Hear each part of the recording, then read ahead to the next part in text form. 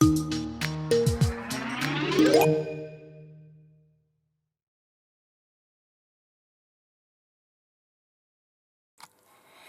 this shiny beetle and become a watercolor whiz.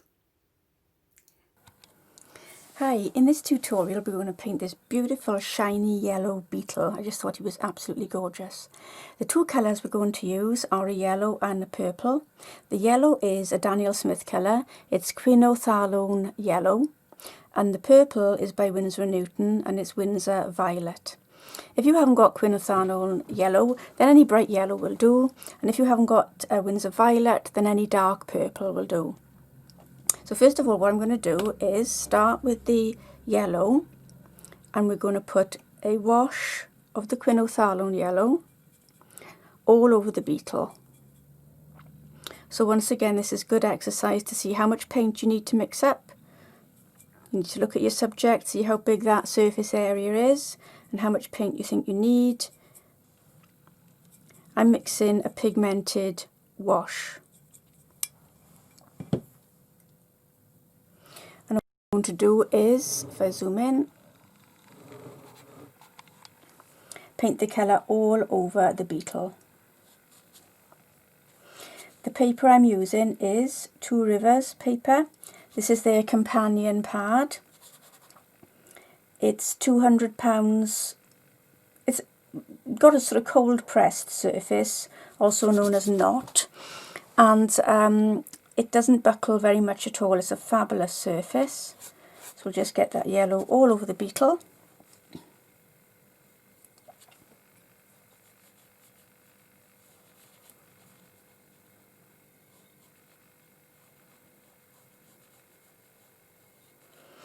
I'm just going to go off camera while I do the fiddly legs, but you can just do the same thing as me, just fill in the legs, just fill every single thing in yellow, okay, including the antennae. So I'll see you in the next clip. Okay, so I've covered the entire beetle in yellow now.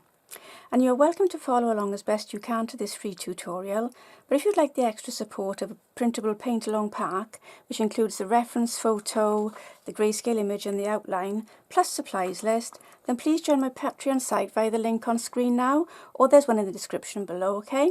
And for just £3 a month on my Peace tier, you'll automatically get all the Watercolor Whizz paint-along packs for free, and you won't have adverts interrupting your viewing, okay? Also, you'll get access to over 24 video tutorials and a host of other arty rewards.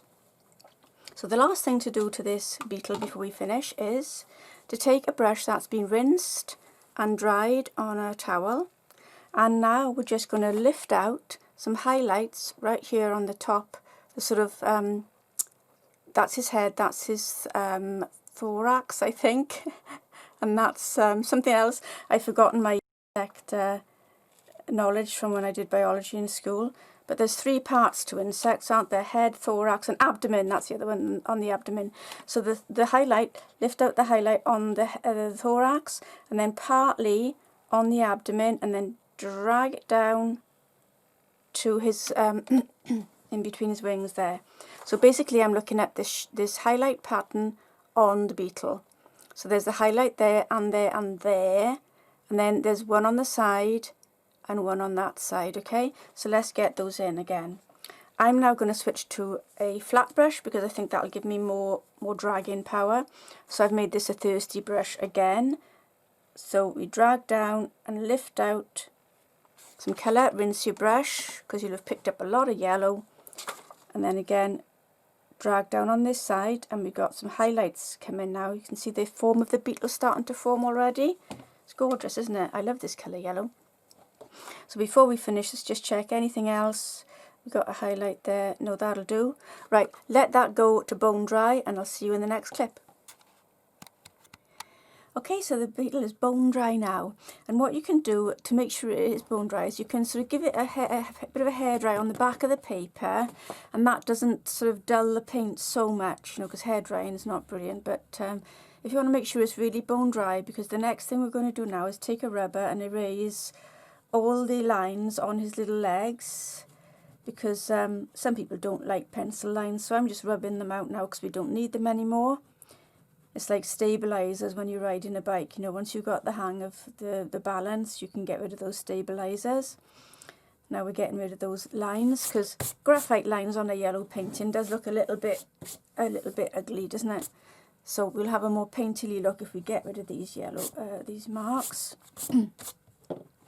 Now what I will need to do is, with my size 6 brush, I'm going to be re-wetting the whole of the beetle, and then we're going to be dropping in some shadow colour.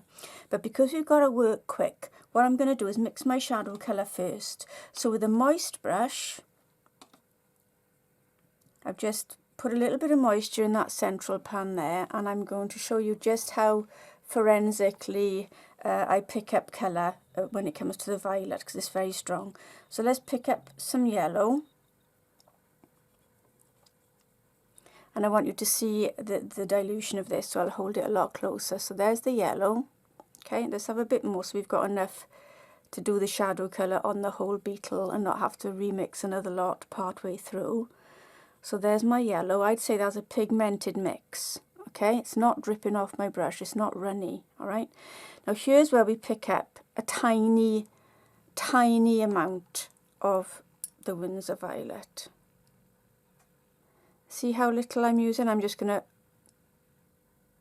mix it, rub it there on the palette so I can see how strong that is. Right, that's about the strength of it. Now I'm going to mix that into my yellow colour, and you can see now with that is going to be a lovely shadow colour, isn't it? But what do you think? It's not quite strong enough, is it? No. So we need to pick up some more of that violet, give it a little mix all through your brush there, and now mix that through. Now is that a shadow colour? Now actually I've gone too dark, haven't I? Right? So this is good for you to see. So now to correct this, I'm going to have to put a ton more yellow in. This is what I want to explain about yellow. Yellow is peculiar on the colour wheel. If you go too dark, it's very hard then to get it back to light, because this yellow doesn't fight the purple very well. It has a hard time getting back to the paler colour. I've added a brush more water because now my mix here has got a little bit too viscous, and I want it a bit more of a pigmented mix and not so much of a viscous mix, which is very oily. So that's not bad. Now that's not a bad shadow colour, is it? So see how I rescued that? I nearly tipped it over the brink. It nearly went too dark, but that's a good shadow colour. So now, armed with that, leave my brush there. I'm going to use another size 6 brush to just wet my inside of my beetle now. So with a size 6 moist brush, I'm going to re-wet very lightly and very quickly the whole of the beetle shape. We haven't got to worry about the legs. Let's just do the head, thorax and abdomen. Let's just moisten this lovely oval shape that the beetle is. Gorgeous shape to paint. And you'll notice that when we re-moisten this, you might lose a tiny little bit of those highlights that we wiped out, but don't worry, we can wipe them out again. Now, I want you to see the shine on the paper. Can you see that? If I show you this way. There's a bit of a shine on the paper. There, you can see it. It's not enough. We want it a bit more moist than that. So again, get your brush and add the water, swoosh it on, back and forth, rinse and pick up some more, because you don't want to be rubbing the yellow all over it. Rinse, pick up some more water. Right, now that's the moisture I want. Trying to get you to see that on yellow it's very hard to see. Yeah, there we are, there's that shine, see that? That's what you want all over. Now before we drop that lovely shadow colour in, let's reclaim those highlights that we've lost now by moistening it. So with my thirsty flat brush, let's wipe out those highlights again. Again, you can refer to this in the paint along pack, refer to where there's the highlighted areas. Rinse and dry your brush each time and then suck out those highlights again. so we get our lovely beetle shape starting to form. Okay. Right, now we've got our pigmented mix and the shadow colour. This is where we're going to drop the shadow colour in now. I'm following along with my this grayscale posterized image and add in this shadow colour. Can you see how the beetle's starting to form now? I'm basically following roughly where I can see a darker tone. It hasn't got to be exact, but we want contrast. That's what every painting needs. Without contrast, your painting will look flat. Look at him now. He looks like he's shining already, doesn't he? So I'm going to start, see that shine there? I'm going to start tipping it back and forth a little bit so that it does fuse in a little bit more softly. Come in now, see? Now with this shadow colour, I'll just go in and do all the sort of the detail work now on the little claws and everything. I'm not going to be too accurate with these. I just want to give the feeling of the appendages, you know, being done. You can be as accurate as you like with this. If you want to take more time than I am, carry on. Use my tutorial as a jumping off point for your own specific learning needs, okay?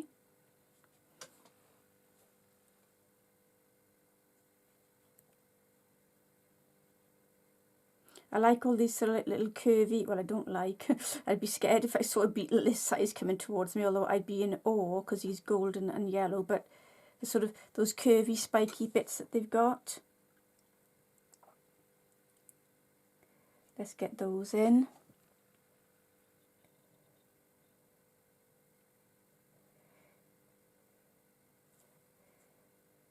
That sort of idea, okay? Now I'm just going to go off camera while I finish the two legs. I'll see you in a minute. Right, now that beetle is more or less done, apart from a little bit of extra dark that we're going to put in when the beetle's bone dry again, okay? So that'll be this dark area on the left hand sort of wing of him, and the bit of the thorax, which is very dark as well, and the eyes and a little bit of a rim there. We'll put those on. So again, let him dry until he's bone dry.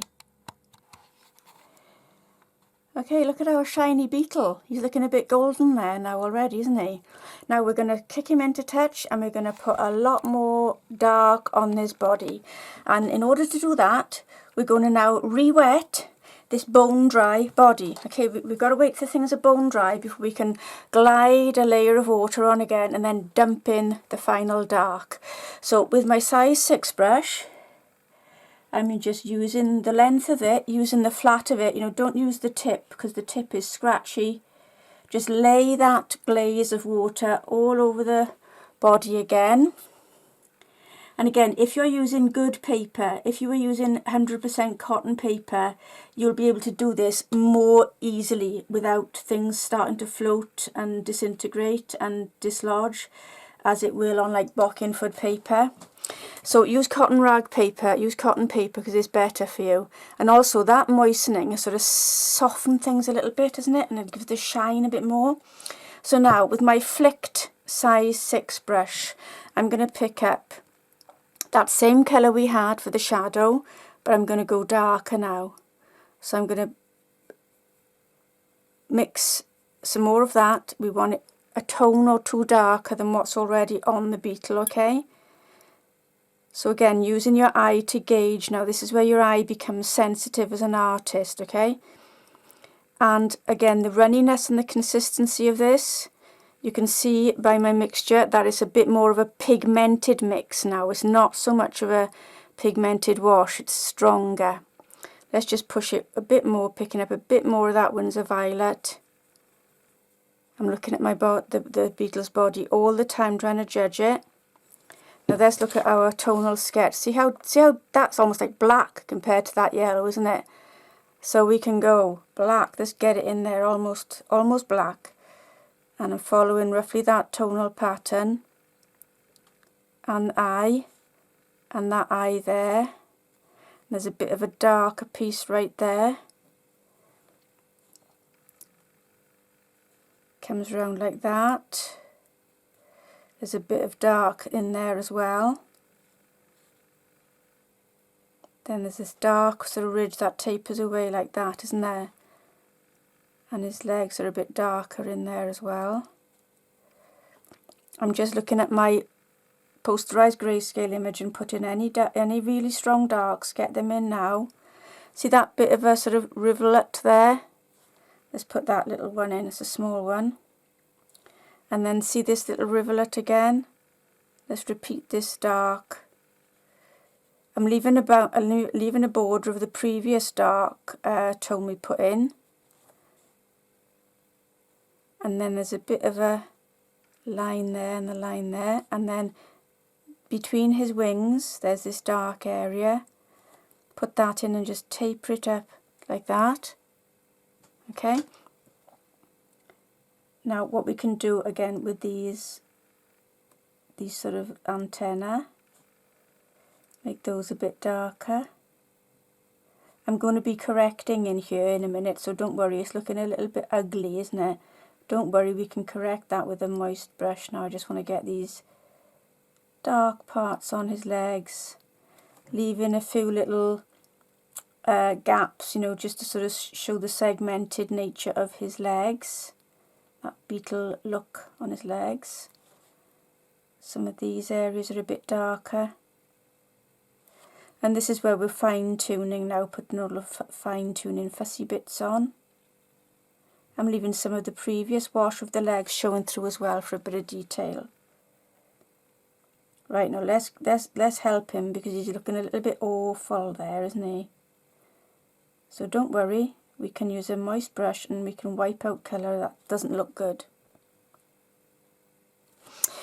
So to wipe out colour, we're going to need the flat brush, about that sort of size. So moisten it really well and dry it on a cloth. And let's adjust what's going on here that doesn't look so good. So that has bled into there a bit too much, hasn't it? So let's take the corner of this brush, press it in, and just rotate and tidy it up a bit. Rinse your brush. Every time you do rotate and you lift up colour, rinse your brush and dry it again. There's a little bit of paler grey cut in between the head and the thorax, and I've lost it there, haven't I? You see? So I need to reclaim that, so I'll do that by touching in and dislodging that paint so that I can wipe it off and then put that little sort of flute of, as a sort of curve there. See, that separates the head a bit.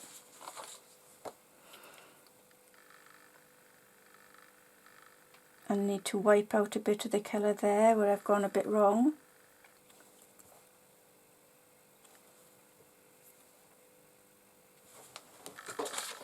Let's see where else it's flowed in too much.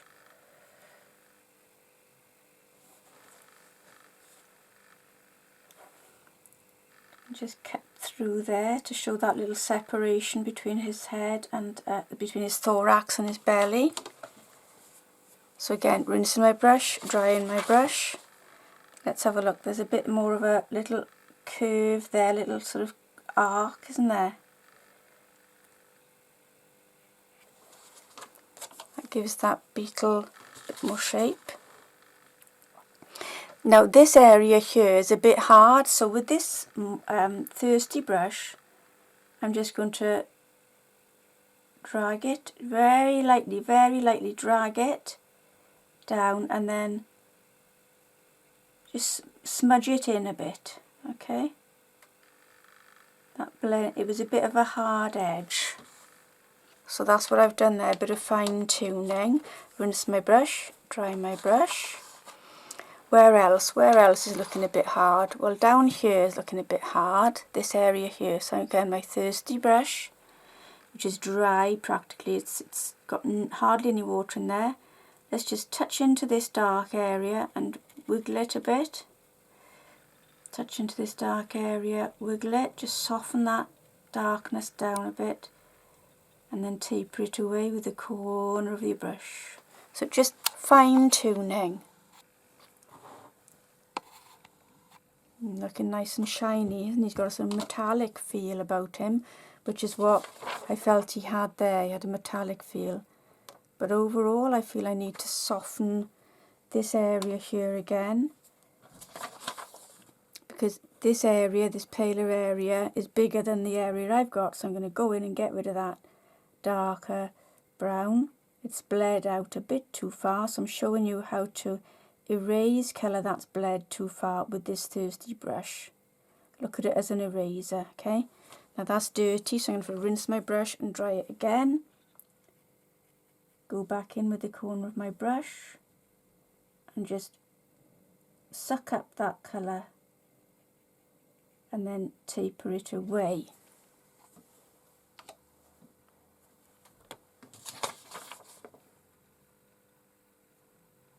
Okay, and I think we will call it a day. I hope you've enjoyed doing that beetle. It's got a nice shine on him. Actually, if we just want to do one tiny little thing, what we can do with that thirsty brush is, just for the sake of shaping the eye, let's just carve around there, carve a little arc of paint away there, and then we'll carve a little arc of paint away here as well, because the eyes are a bit lost there.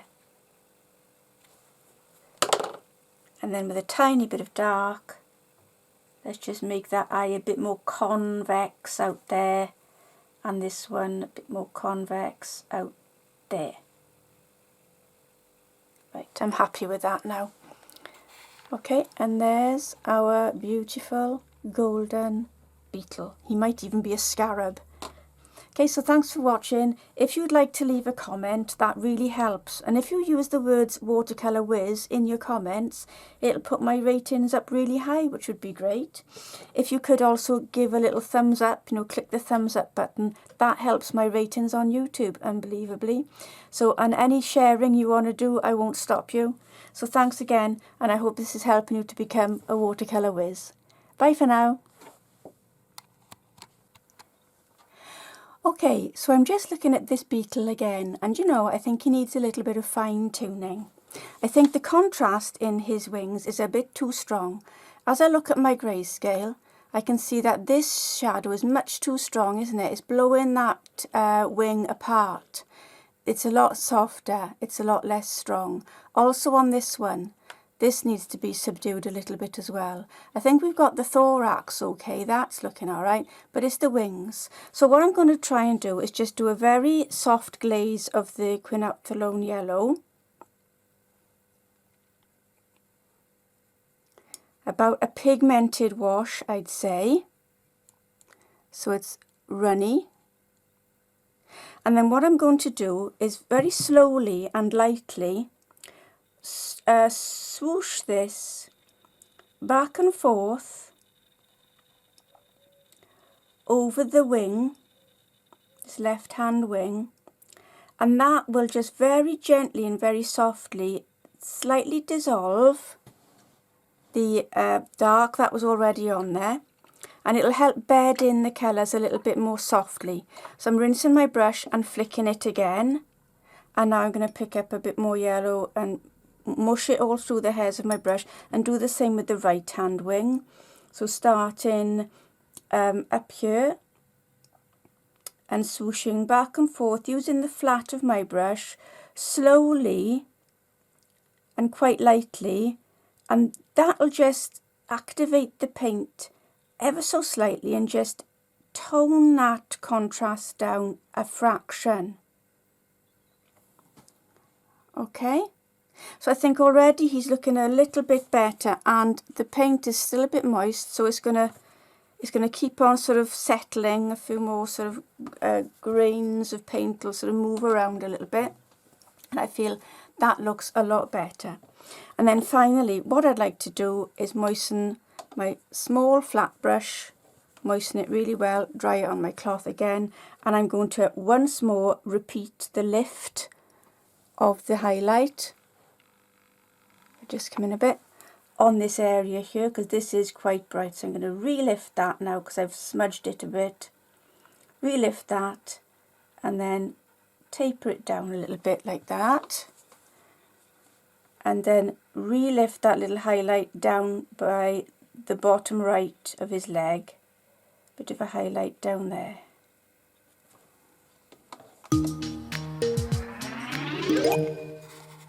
And I think we'll call him Done Now.